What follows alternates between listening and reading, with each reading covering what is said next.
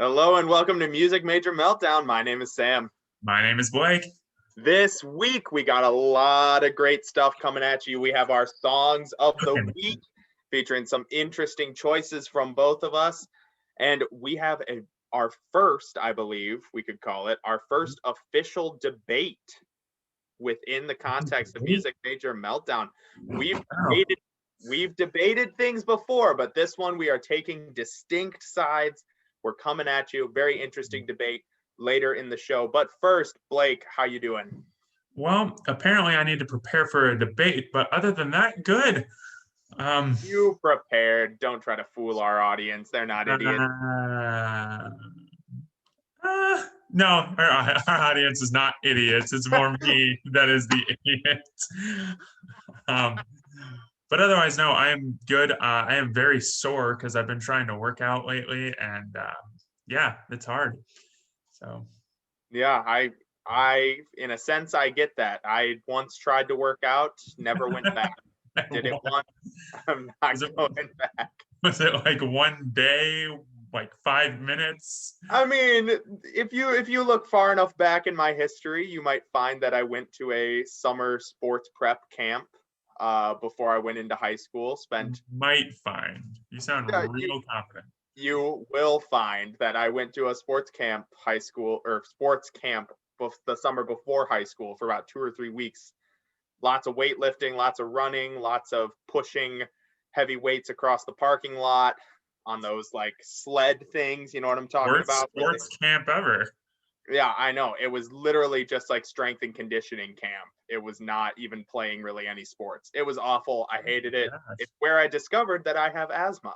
So, which I also do. So fun fact.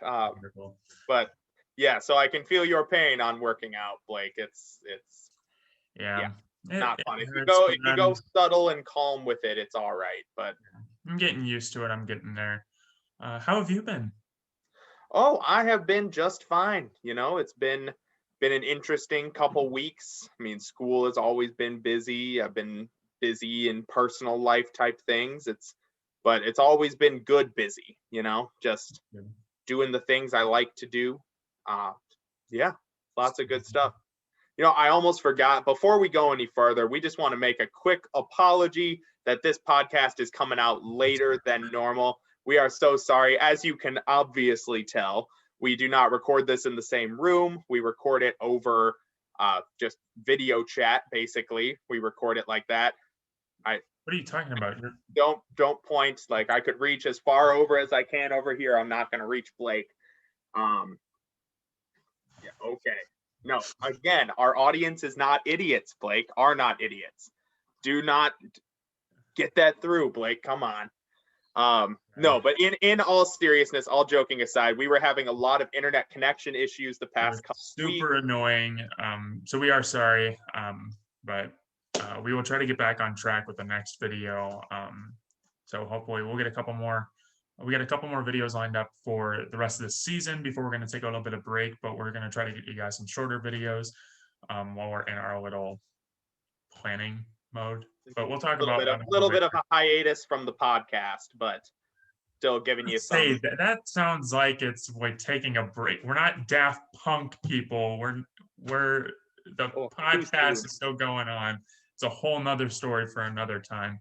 Yeah, we will go into that later, but like we said, internet issues prevented us from recording. Thank you for being patient. We're back now. We're back on track, coming at you with some more of the podcast. And it is let's get into Sam's songs of the week. All right, my songs of the week. So, as you guys have maybe felt out a little bit, seen with some of the stuff I've talked about before, I have a little bit of a folky side to me. I like a little bit of folk music. Really? And no band is probably more popular in the folk realm, at least universally popular in the folk realm, than Mumford and Sons. What are you saying? Pop folk. Oh, pop folk, yes. There is lots of debate whether or not you can consider Mumford and Sons full folk music. Just putting it pop folk is probably the safer version. There's enough folkiness there that I would call them folk, but that is not the debate we're getting into today. So a very pop folk group, Mumford and Sons. Big fan of them. And now I could go into lots of songs like The Cave is an amazing song. I love it. Um, Lots of other stuff. Their new album, Delta, that whole thing, just start to finish, is an amazing journey. I love it. But I'm not going to go there today because I know that any Mumford and Sons fans out there have probably heard too much stuff about that. And even people who are not big fans of Mumford and Sons know probably too much about those types of songs. So I'm going a little bit more, not fully obscure, but going into their less, perhaps one of their more unknown pieces or unknown short albums, EPs, which is their album Johannesburg, which features a lot of guest artists. Most specifically, the three that are featured heavily in it are Baba Mal, The Very Best, and Beatenberg. Now, the two songs I chose for this off of the album are There Will Be Time and Ngamila. Ngamila, that's Ngamila, in case you're looking it up. That is a really tough word to say, and I understand that, especially to our very Americanized palates for words. That can be a really tough word to say, but hold fast, you'll figure it out. It's a very good song. Johannesburg, the whole album is absolutely fantastic. These two songs, I think, are very standout. Let's start with There Will Be Time. This song really showcases the balance and the blend that they're going for on this album with that very Mumford style folk, little bit of pop, folk pop type business with Baba Mal's voice adding so much to it. Now, Baba Mal, very an artist that you're probably not very familiar with. He is an artist out of Africa that you are perhaps actually more familiar with than you think. Blake, you will find this especially interesting. He was credited as a writer and a performer, one of the most prevalent performers, I would even say, on the Black Panther soundtrack. He's actually the piece specifically titled Wakanda, which has a very African style voice singing over when you first enter Wakanda in Black Panther, that is Baba Mal's voice. That makes sense. Present on it. Yeah. So that is one of his more recent things that he's done. He has been making music for decades. He has not really achieved much popularity, certainly not in the United States, and even not really much outside of Africa. But he is just one of those iconic performers within Africa. So much charitable action, so many good things that he does for the world in his community. I look up to him a lot. I think he's a really cool dude. And he is prevalent across, I think, all except for one of the songs on this album. So this one starts with him singing in his native tongue, which I don't know exactly how to pronounce the native tongue, so I won't try to read the lyrics as they appear. Yeah. But I will say, this is how he opens this song, There Will Be Time. He says, "Listen to me, I want to tell you something. The reason I love is because you are the only one who has taught me how to love and appreciate life." And I just, gorgeous words. Everybody knows I'm a big lyrics guy. Those words are absolutely astounding. I love them. And then Mumford and Sons comes in the cold light I live to love and adore you. It's all that I am. It's all that I have. Fantastic opening to this song. Very smooth, very calm, very just sort of building a little bit towards something, but just sort of in this relaxed kind of cooled out area. Nothing really happening yet, but it builds and builds and builds and builds all the way towards the end. There's huge drum beats coming in, gorgeous sound, absolutely stunning. Baba Mal comes back in, this time singing in English, saying, "There is a time to love, a time to sing, a time to shine, a time to leave, a time to stay. There is a time to cry, a time to love, a time, oh yeah, there is a time to sing, a time to love. It's just building and building and building, hits you again. In the cold light I live to love and adore you. Just, oh, it's just this amazing feeling in the song of just intense, powerful love. And I think that's so cool. A lot of our love songs we get today are very, I'll just say they're very physically minded. If I think you get where I'm going with that. I don't need to go into more depth. They focus more on physical aspects of love, where I feel like this really hits this awesome, powerful, deeply emotional aspect of love.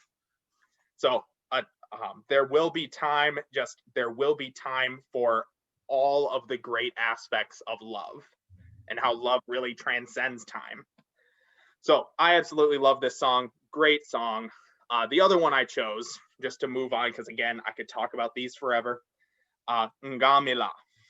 Now this one really focuses a lot in the African language. The Chichewa is one way of saying the name of the language. The other one, Nyanja, I may be mispronouncing that. I apologize if I am. Spelled Nyanja, Nyanja, is the language featured a lot in this. Mumford also speaks in English throughout a lot of the song. Now, I was having trouble translating exactly what the word Ngamila really means. When I look it up on its own, it means I grew up. I grew up is the name, or is what at least Google Translate tells me is the translation of just the word on its own. And it's spoken in the context of a sentence, Ngamila yanga ilikuti. Now I look up yanga ilikuti, the second half of the sentence, and it's where is mine? So I grew up, where is mine? Sort of, but the tough thing is I tried to look it up together and all it tells me is where is my camel? And I don't think that is, I think Google Translate is failing me there because each piece of it seems much more deep than that. But I don't hope it's just one song about finding a camel. I don't know what to tell you, folks. I did my best. That is the best I could find. But it just has these gorgeous verses, so poetic. I'll just read one. I believe this is the first one, the first verse you hear. You always want to suffer for the rest of your life. Want all the best, let it be yours. No matter what you do, you will never succeed in this world. In the end, I'm convinced you're going to lose. Which is just like so, I mean, just deep, intense. Then Mumford comes in with sort of the main line. You search all your life, stealing all you find, and you stare at your own hands, not the hands they entwine. By the end of the song, so it sort of opens with this, you're not focusing on the right things. You're constantly searching. You're constantly trying to get more stuff, trying to get more things, more money, more whatever, but you're not focusing on the right areas. Mumford comes in later in the song. You have all you need when you're held by me. Don't pine for what's not and whatever will be. And I just think that's gorgeous. And it's just this beautiful blend with both languages. First of all, musically, just gorgeous, just really hitting both styles of it in a unique way and blending the African, I believe, Sudanese style of Baba Mal very deeply within the kind of English folk pop of Mumford to create this very new branch out in terms of sound. Gorgeous instrumentation, gorgeous voices. I absolutely love it. And like I said, another great message in this song. So like I said, I could keep going and going, but I want to hear what Blake has to say. Blake, what are you thinking? Well, let me consult. Mr. Turtle, what did you think of Sam's songs for the... Yeah? You dig it? No? I'm getting a little bit of mixed. Oh, okay. Mr. Turtle likes your songs, Sam, and so I will also say that I liked your songs. Starting I don't even know where to begin with that. I mean, Starting with There Will Be Time, though, for real.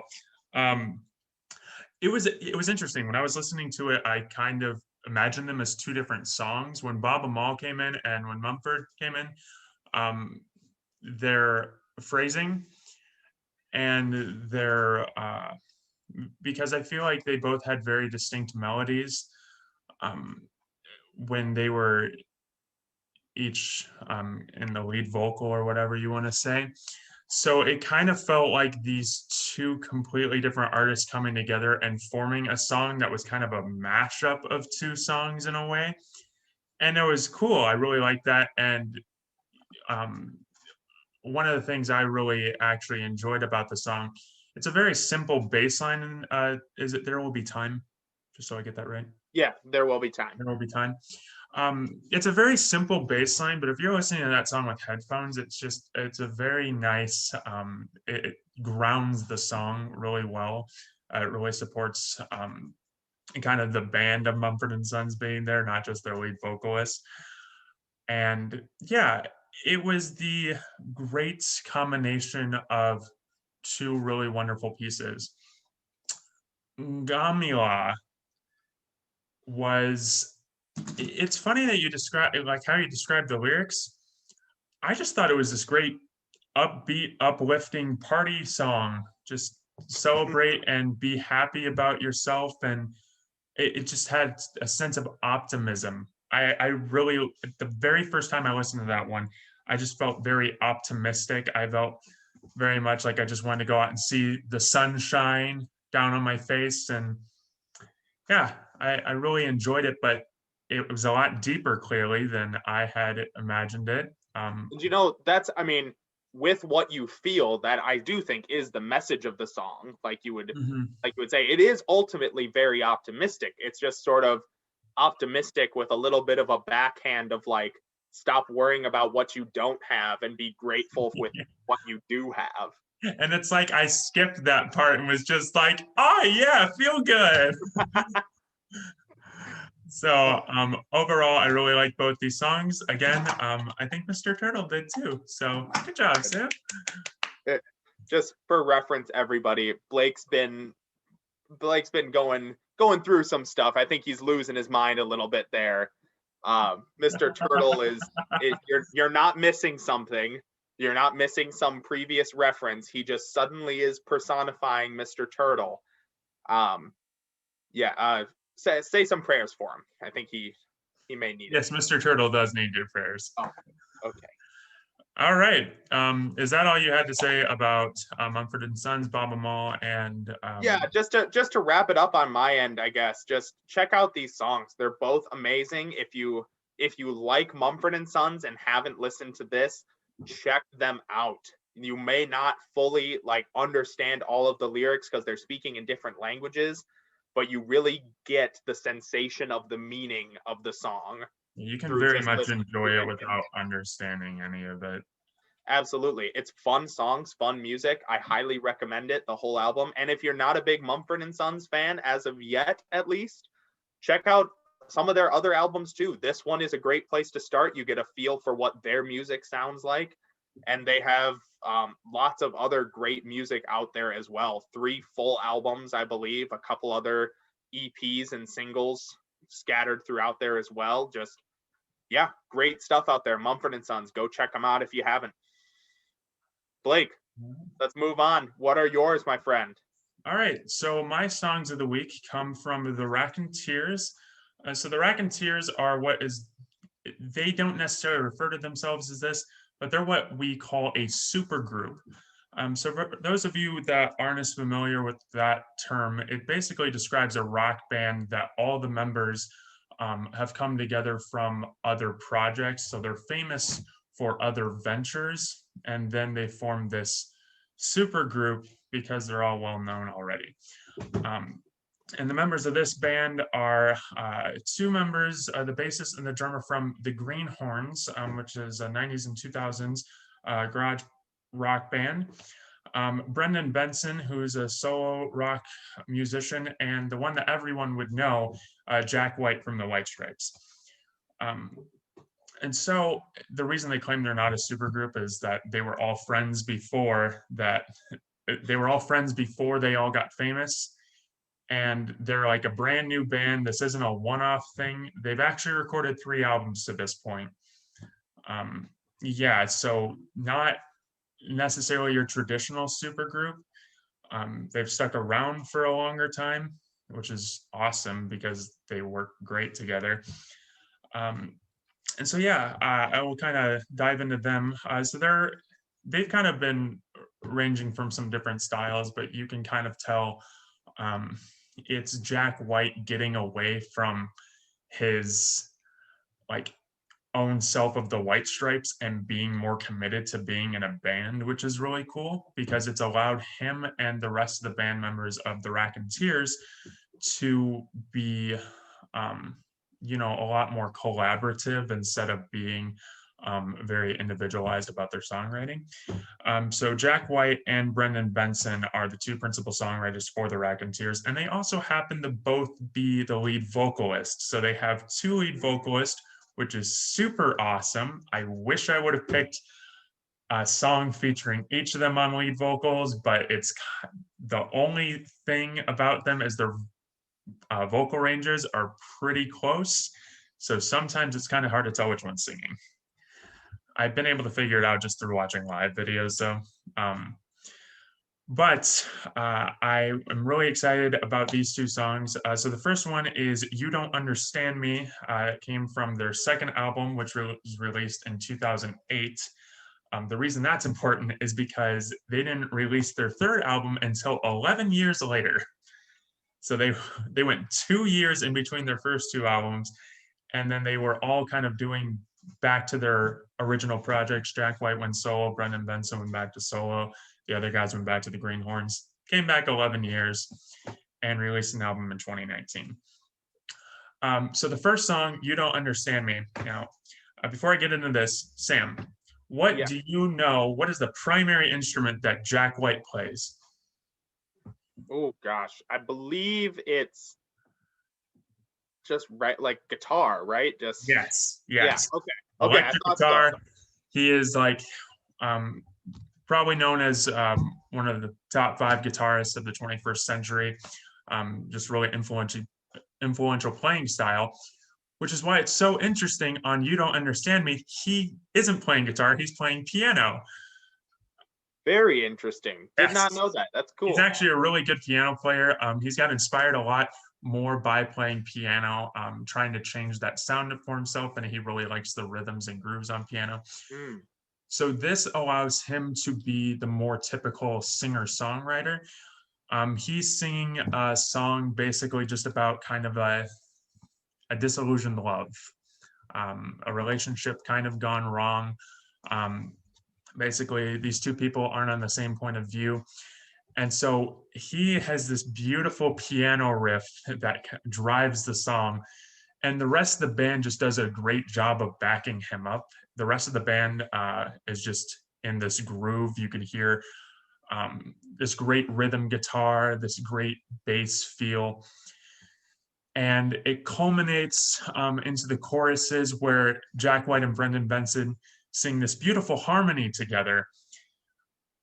Their voices, with their vocal ranges being so close, it actually allows them to create really beautiful harmonies. And you wouldn't necessarily think that. You'd be like, oh, they're kind of limited, but actually it allows them, because their voices are so similar, they also blend really well together. So it's just wonderful. I think just to build off that point very briefly, I've always found that the closer the harmony, like the closer the 2 voices are in notes to each other, the more beautiful the harmony tends to be. So I think, and I mean, you're exactly right. I heard that in here, that like the harmonies were really, really tight and crisp. And I think that just creates such a cool effect that we don't hear in duet or 2 people harmony type things. Exactly. Very often. It was a cool feature of this song. I was digging it. I'm glad. Yeah, and that's the other thing, just about, usually when you hear duets and stuff, it's not 2 guys. So that's why I think this band has just a really interesting dynamic, that they have 2 guys harmonizing with each other. which we've seen in like, 60s and 70s rock, but we don't really see in the 21st century anymore. So they're kind of bringing that harmonization back. But then as Sam is probably like now understanding why he can tell Jack White plays piano on this, it keeps building up to this wonderful groove until Jack White is just on the piano going absolutely bonkers. There's a point that he's just playing the piano like it is his guitar solo, or like he's playing the drums, while the rest of the band is just grooving behind him. You can hear the guitar kind of ramping up, and everything else is just like a complete jam band groove, while Jack White freaks out on the piano until you just hear one note repeating at the end, and it's just a beautiful ending. I love that song so much. Just like Sam, I could talk about that one forever. But I will go into the next song, Thoughts and Prayers, which is off their 2019 album, Help a Stranger. So this album has a completely different feel. You got Jack White and Brendan Benson both on guitar, and they're actually playing dueling guitars with each other. So if you're listening to this song with headphones, it's really cool because you'll get one guitar riff from one side and a battle, kind of a follow-up. So it's kind of back and forth riffs of like them playing off of each other until they get into this. It starts out in this acoustic kind of aural sound, and then it gets into this kind of driving rocky bluesgrass thing going on. And Jack White again is lead singer for this song, but you can hear a lot of those harmonies again. And yeah, I think the harmonies are actually probably a little bit more pronounced on this one throughout the song. And then the most beautiful thing, though, is that it kind of ends up being this like bluegrass, a little bit country rock kind of vibe that has a mandolin violin solo battle from these two sisters who have worked with Jack White in the past. They absolutely kill it. They outperform Jack White because yes, and he says that he's like, this had to be like, I think it's the last song in the album. He's like, this had to be the one because of how well they performed on this track. Like Jack White said that personally, was like, this was so good. We had to make sure we highlighted this. And it's just this beautiful battle between the two of them while the guitars are still creating that space in the background. And then the vocals come back in crashing. And the lyrical topic makes this song all the more powerful, on top of the just amazing sound already. It's called Thoughts and Prayers, and it's partially a disillusionment of modern life, of like asking God, how did we screw up this world so badly? And kind of like wondering if there's any way we can fix it. So it is literally the character's thoughts and prayers, but it actually serves also as a political protest song of saying, politicians who just throw out the phrase thoughts and prayers don't actually care. This is a dig at you for using that and not actually caring when a global crisis or a school shooting or this or that happens. So just very powerful with the way they use their words. Again, the riffing back and forth of the guitars, it just all comes together, this beautiful masterpiece.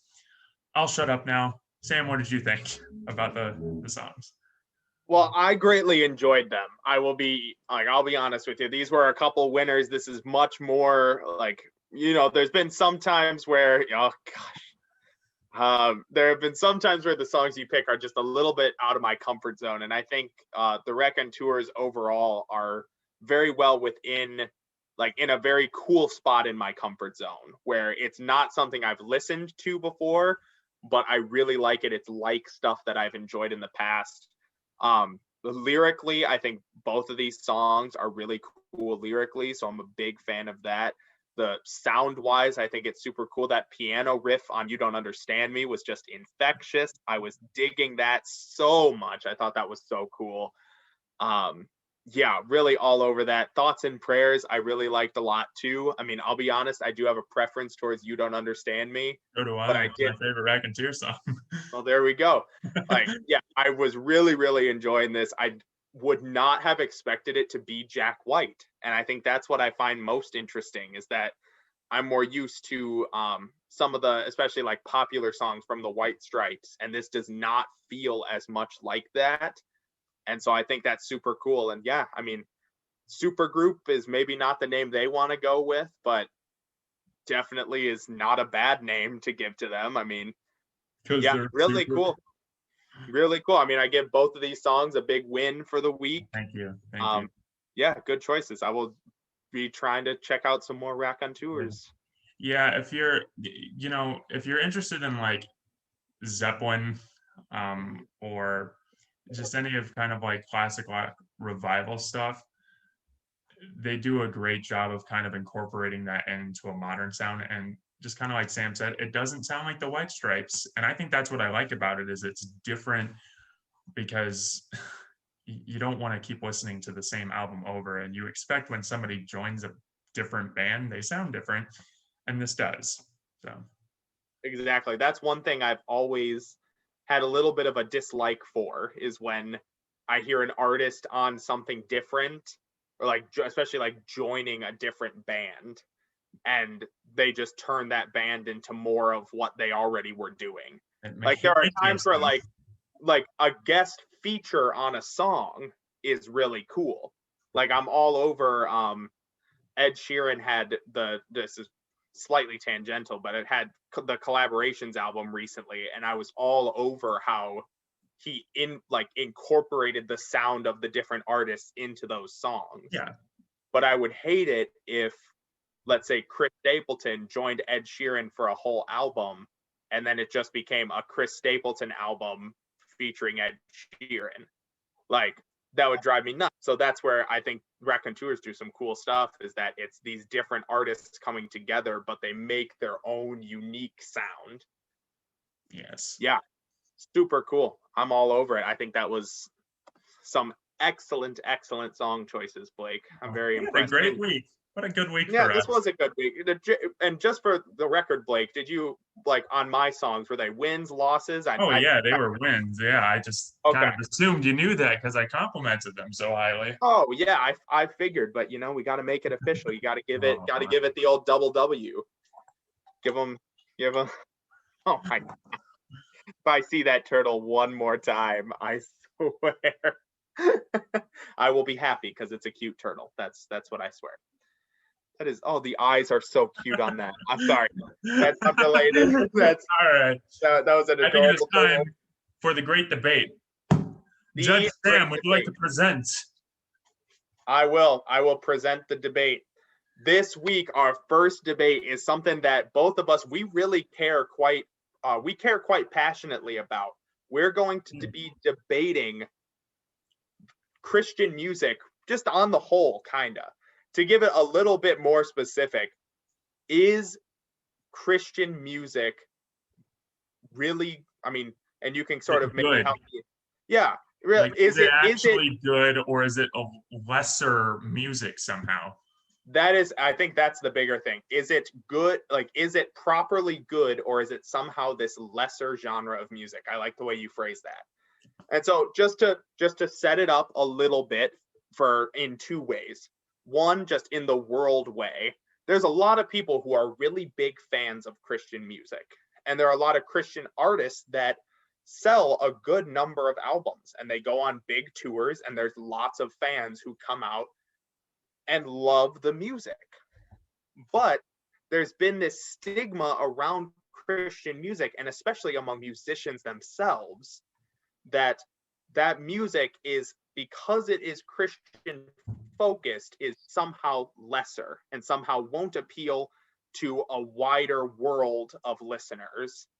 And really just because it is Christian music, is not as good of music, which I think is a really interesting thing. And then just to set it up for between me and Blake, I mean, I'll preface it right now. I'm going to be taking the pro Christian music stance. Blake is going to be taking the more kind of not anti, but not really for it. Yeah, there's some stipulations to mine that I'll get into. Yeah, and I will say too that they're I mean, this is reality. Like, we are not hiding our true opinions, but we did decide which side we're going to be more advocating for in this. We both have opinions that land on both sides, but we're going to be advocating for just our particular side. So me, very pro-Christian music, Blake, a little bit more not anti, but I think these both accurately reflect our opinions. It's not like we said Sam is going to take the pro-Christian side and I'm going to take the anti-Christian side. Like, this is kind of like our actual opinions towards it, and it just happened that they were kind of on the opposite sides of the aisle. Yeah. So I suppose, well, but without further ado, really, I think we should probably just dive right into it. So let's do, how about this, just for the heck of it, let's do a quick rock, paper, scissors, see who's going to go first. Oh, geez. I would actually, I mean, all right, fine. Rock, paper, scissors, shoot. Shoot. Rock, paper, scissors, shoot. All right. I took the win on that one. Yeah, when I said that, I didn't really think about how there would be a delay with the camera on a game of rock, paper, scissors. But yeah, you're not very bright, and I get that. So I should have really just said something. Wow. Take a listen here, folks. His first words in a debate are attacking the other debaters. And you know what? That always wins because no one actually follows a logic, Sam. All right. Without further ado, here we go. So I would say, more on the pro-Christian music side. I think I'm very much so an emotional listener to music, and I think Christian music can tap into that very, very well. As we all know, I almost said both. We have more than 2 listeners out there. As we know, or as we've alluded to, at least in the past, me and Blake are both Christian. Specifically, we are both Catholic. And so for me, I think Christian music really, it hits a very good emotional center, especially an emotional center targeted around my faith. I think it's enjoyable to listen to because it helps me to remember how much I love God, how much I care for God, how much God has done for me. I really, really enjoy listening to it for that, not that reason alone, but that is one of the primary reasons. Is in regular life, when I'm just listening to music, it can be this cool connection to God. And I will say that I think, even though it's not so much just for purely listening to the music, the live experience of Christian music is something that should not be fully put to the side. That being in a community of people listening to the music, especially with the performers right there, can also be extremely powerful, a really cool faith experience together as a community. Now, a couple artists out there that I want to highlight as partly just personal favorites in the Christian world, and also they are worth mentioning. Lauren Daigle, I think, hits a really, really unique place in the Christian music realm. She has this gorgeous voice, really cool songwriting style that, though a lot of other people, there are similarities between her music and other Christian artists in some senses. I think she hits this cool, unique sound that is gorgeous, awesome lyrics that aren't just like, one thing that I know Blake is going to bring up, so I'll preface it now, is just the kind of cheesy, like, oh yeah, Jesus is awesome type lyrics. Those are out there in the Christian music world, and I do like those as well. But I think Lauren Daigle hits this really cool personal relationship with Jesus aspect in her lyrics, that it's you are feeling within it, in the music, that you're being called up to something greater, that it's not just, hey, God up here is awesome, but it's you are called up to that. So I think it's a more fulfilling experience. Artist I recently started enjoying a little bit more of, Chris Tomlin. He's another big name in the Christian music world. He recently released an album called Chris Tomlin and Friends that featured a lot of very, very popular artists from out there. Most specifically, Lady A, known previously to the past couple months as Lady Antebellum, but they go by Lady A now. They are featured very strongly on the album. There is the lead singer of a rock band. I forget what it is. I could look up more of the artists, but there's a lot of really one cool. thing that could have helped you, Sam, is the lead singer of a rock band that probably would have liked, but didn't come prepared, I guess. Oh, Blake. That's a point against. Okay, a point against. Goodness gracious. 3 points against. Is that really, you're keeping track of points? Yes, and I'm ahead by 10. You're before you've even said anything, you're ahead by 10. You're digging yourself a very deep hole. What can I say? Oh my goodness. Well, anyway, I could take the time right now to look it up, but that would be a waste of all of our times. Chris Tomlin, another great artist out there. Jeremy Camp is absolutely also really quite interesting. Also, I would say I really enjoy his music. He definitely takes a much more rock heavy approach to Christian music, which I find very, very interesting. There's a lot of Christian artists out there that kind of just do this almost like a poppy sound or like a soft rock sound with it. His is much more like heavier, fully in the intensity of it. I love it. And of course, the famous Matt Maher cannot be forgotten. I think he's also great, a fun performer to see live, really engaging. His music is popular across wide swaths. Super, super cool dude. So I would say my reason I'm very in favor of Christian music is it is an emotional tie to something greater. Musically, that is what they focus on. Most all of the artists focus on that, the emotional drawing towards something greater, which I think is really cool. So I will leave it there. Lots of cool Christian artists out there. Blake, your introductory thoughts and rebuttal of my thoughts. Yeah. So first off, I should say when I say that I don't necessarily love Christian music, I don't think it's Christian music's fault necessarily. So I listen to a lot of alternative music. I like Radiohead, Arcade Fire, U2, just, stuff that's a little bit more, it can be diversive. It can have weird time signatures or very different compositional phrasing. I like stuff that is a little bit outside of the box. And when you look at Christian music, you don't get a lot of that. I don't blame Christian music because the lyrics are much more important for Christian music than they are for a lot of other genres, specifically that the listener is aware of exactly what is being said.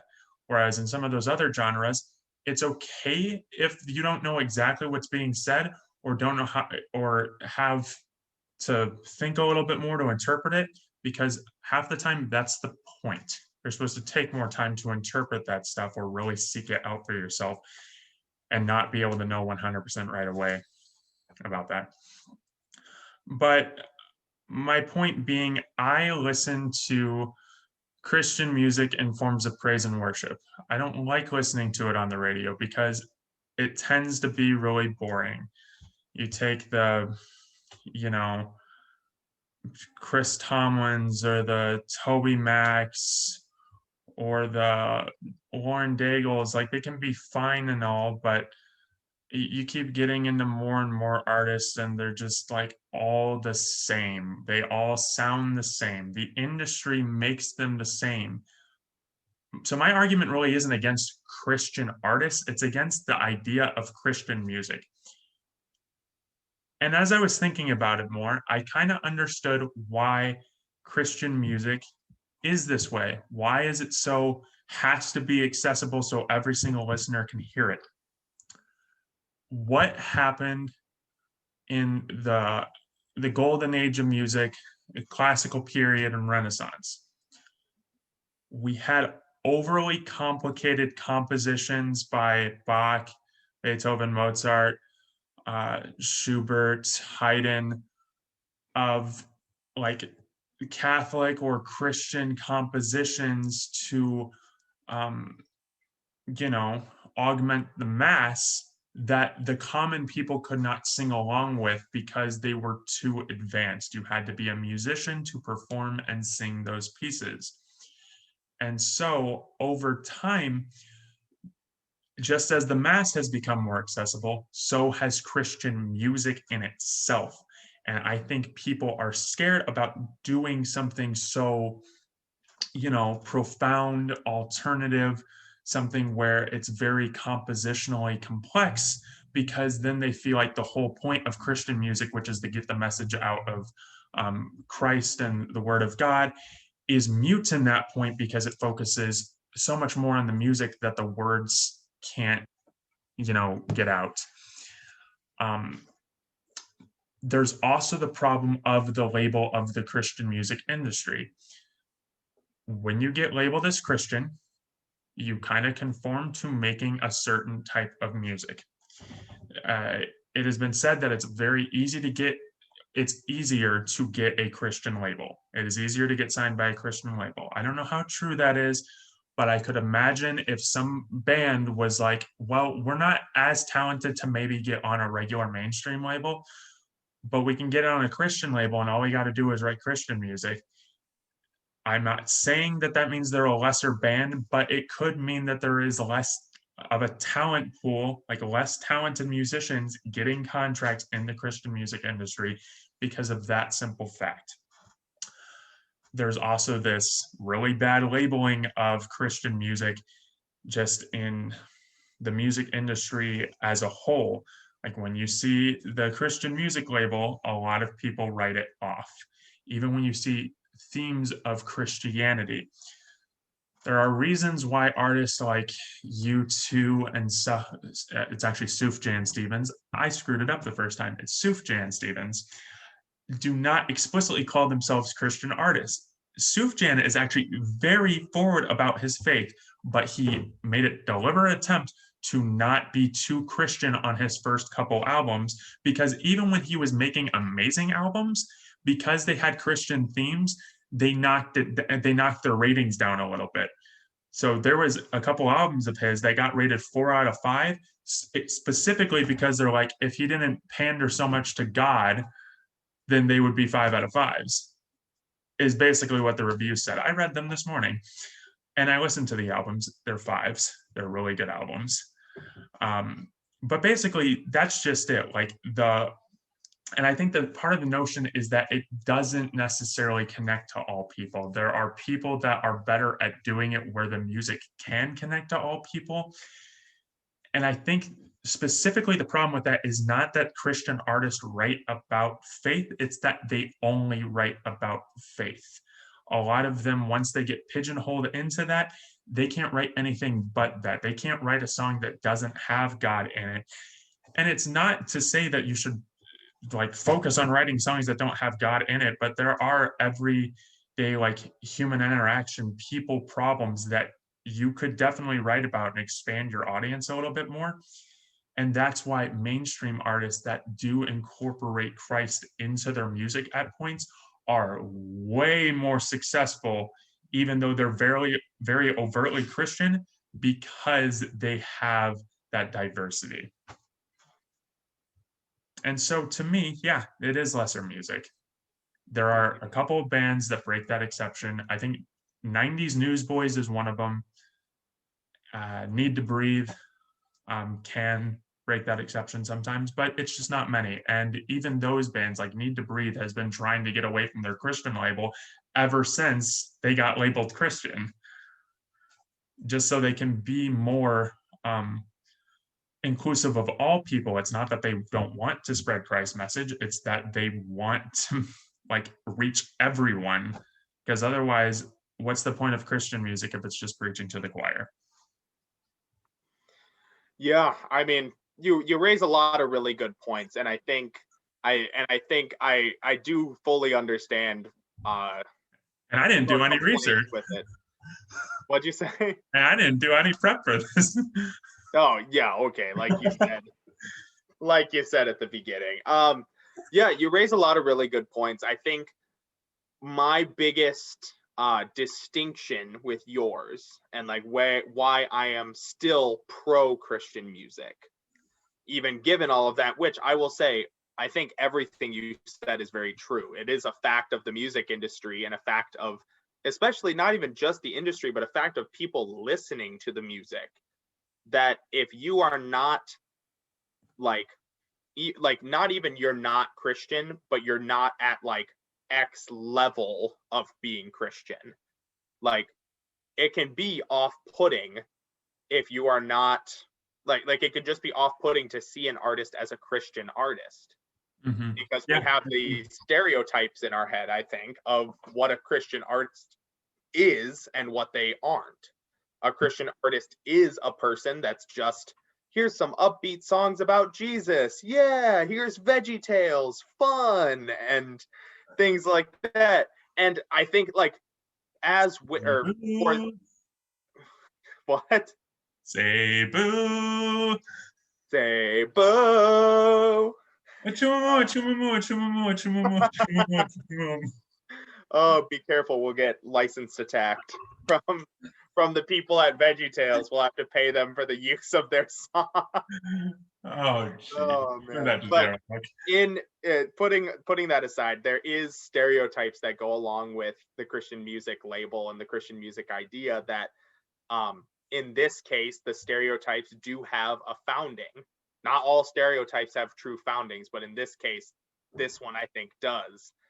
That like Christian music, a lot of what the popular Christian music was for a long time is just very much so praise and worship songs. And I think there are artists today that are leaving that praise and worship song atmosphere and writing more music that is still Christian, but not just praise and worshipy, but is still getting labeled as just, here's music to listen to when you're feeling like just giving praise to God. Like not just regular everyday life, but a specific circumstance music. And I find that really interesting that, yeah, people still write praise and worshipy music, but we're getting away from that in the Christian music realm. So I think the stereotypes and everything in the industry points people away from Christian music, because unless you are really feeling like giving heavy praise to God through this song, it's not really for you even. Right. The song isn't for you because this is music for giving praise. Like, not, like you said, not everyday life music. It's not music people are listening to all the time and that type of thing. But that's why I still am in favor of it, is because I think even though all those labels exist, that is not the fault of the music itself. That Christian music, I think, should be given a chance to conquer that label, because it's been given it, but that is not the case for every artist. And so that's where I sort of fall in response to your points, because I think they are very valid points, and there are a lot of reasons why those points exist. But I would say, I mean, I think it shows perhaps a step in the right direction that Lauren Daigle, one of the artists I mentioned earlier, for a couple weeks at least, was pretty high up there on the top 40 charts here in the States. That her song, like that one song, was able to transcend the Christian music label and get brought into the regular world's pop music standards. Which is huge. Like that's not a thing that happens. And for commercial success, like I will say, that's like a good thing. My point's just more, I think there's been a couple of like instances of Christian music kind of getting close to that border, and it's, not every song reviewer is like, oh, if it's Christian, like ban it. Like you can tell that kind of the whole populace just agrees, like, like when talking about Sufjan, like everyone still rated that album highly. You don't get those highly rated albums with the actual Christian artists when they're you know, being released, because I just don't think the music's there is a lot of time. Like the only real instance of like a real Christian artist I can think of that broke the industry standards was Pod, Payable on Death, a new metal album called Satellite back in 2003, that everyone was like, yes, this is new metal. This is the perfect example. And they were already known as a Christian artist. Mm. And it's a really highly rated album. And I just don't think there's many times that the music of Christian artists really matches up to what other people in their actual genres, even though like we say Christian music is a genre, like we can agree there's like Christian rock, Christian pop, Christian rap, all that stuff. Like other people within their distinctive genres, they're not necessarily putting that level up there. And I'm not saying like dismiss it, don't allow them to. Like, yes, I would love for somebody to come through and actually do it. I think Sufjan really actually does do it. It's just he doesn't identify as a Christian artist. It's just he identifies as a Christian himself, has a ton of songs that very explicitly talks about God, and he'll talk about that in interviews. But I just think the people on the Christian labels don't put out the work that is necessary for them to break that stereotype yet. And when that happens, I will be very happy to be proven wrong. Yeah, so I would say, just as the convalescence of our 2 points and where we stand, is like Christian music in itself is not bad. Like Christian music, just the music on its own is not necessarily bad. It's what is being classified as Christian music is not always the good stuff. Yeah. Like there's almost like a societal standard that if it's Christian, it can't be that good. And if it's good and Christian, we have to give it a different label because Christian isn't the right name for it. Because Mumford and Sons is also pretty regarded as not like a directly Christian band, but a lot of their music has Christian themes very, very strongly throughout. Like a couple quick examples I can think of. The Cave, one of their very popular songs, is based entirely on a couple different things. One of them is Plato's allegory of the cave, very philosophical thing, but it's also based on G.K. Chesterton's biography of St. Francis of Assisi. Right. And so they find these really cool, very Christian sources to draw their inspiration from. And another song, just quick from Mumford, the song Delta, the opening verse of the song basically parallels the Mass. The Catholic Mass, our service, we call a Mass. And so it says, "Do not lie to us, do not hide your eyes from us. I will take this softened cup, I will sit upon your floor, I will tell your stories, tell all of your pain. That's what I came here for. And your children come and go as you eat." And so I just think like they find these amazing parallels in Christianity, but because the music is considered good, they don't label it as Christian. Yeah. And I think some artists have a way of like getting past that. Like, let's not make our first album too like Christian so we can get into the pop label and then we'll say it. And then we'll start really injecting the Christian theme. Honestly, like I get it because you reach more people that way. Yeah, and I get it. If I was an artist, that's what I would do. I wouldn't go to the Christian label. No way. Yeah. And I think it says a lot that on like Chris Tomlin and Friends, that album I mentioned earlier, like it shows me that groups like Lady Antebellum, who I mentioned, Florida Georgia Line is featured, Thomas Rhett is featured, Bear Reinhardt of Need to Breathe, that's the more rock style artist that I've forgotten. He was featured on it. There's lots of great artists featured on it that it's like maybe they wanted to do Christian music anyway, or they are Christian. I would certainly say that they would not have to be, but very, very likely are Christian and want to do Christian music, but they need it's like they needed to lower themselves to the Christian music area with a Christian artist in order for them to actually write a Christian song. So I think my biggest takeaway from this is like I totally understand your perspective, and I hope you've grown to understand mine as well. I do, yeah. But it's just a weird thing that Christian music isn't just not seen by the world as being good music or good on its own. And anything that would be good Christian music is labeled as something else, because if it's good, it can't be Christian, which is a shame. Yeah, I think, again, just kind of in my closing statements, I understand the need that Christian music kind of has to be accessible because of the lyrical content of it. And maybe if there's an artist out there that's willing to push the boundaries of that a little bit, of like, maybe not like focus on the lyrics still, but really focus on the musicality, and don't worry if not everyone's able to sing along to it. There's already a lot of Christian music that people are able to sing along to. So yeah, you don't need to. Yeah, Christian artists out there, don't try to fit a mold of what Christian music needs to be. Write better music so that,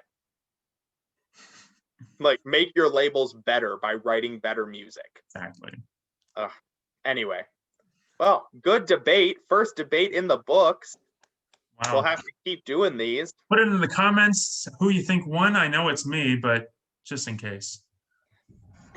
Just really put in the comments what your thoughts on Christian music are. Do you think it just totally sucks? Do you think we missed an artist that would totally change our perspective on Christian music?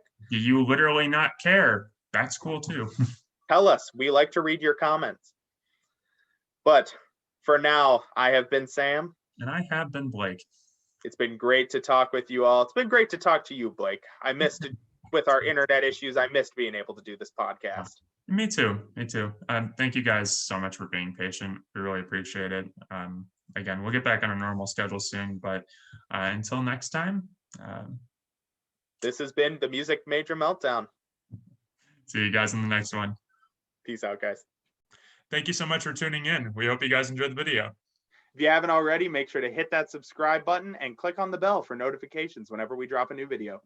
See you next time on Music Major Meltdown.